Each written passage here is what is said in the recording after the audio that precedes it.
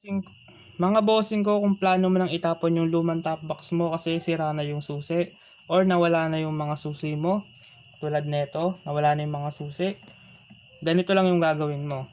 Bumili ka neto sa TikTok shop. Itong nabili kong replacement na ignition para sa top box.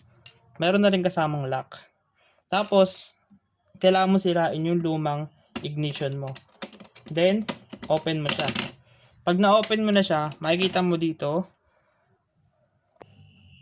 So, makikita mo to mga boss amo, yung luma mong ignition.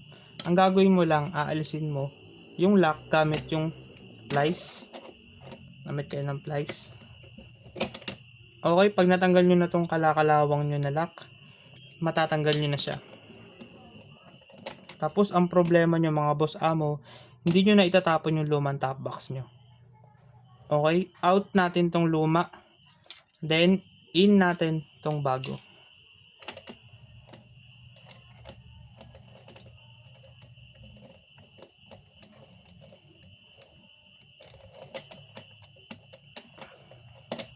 Yun, no?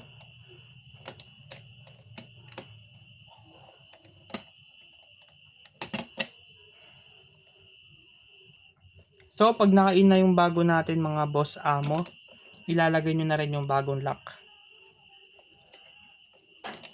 Tandaan nyo lang kung paano nyo binaklas yung luma. Dahil ganun nyo rin ibabalik. Itong bago.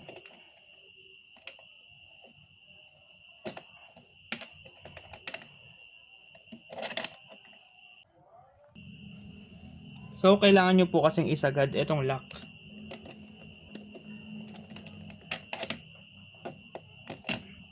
Yan mga bossing ko. After nyo yan maisagad yung lock, ay tapos na yung problema mo sa iyong top box. Kasi,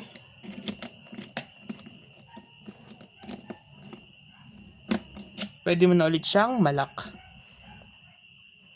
At ilalagay ko na lang to sa ating yellow basket sa mga gustong mag-order para buhayin nyo na yung mga box nyo na nakatago na sa baul.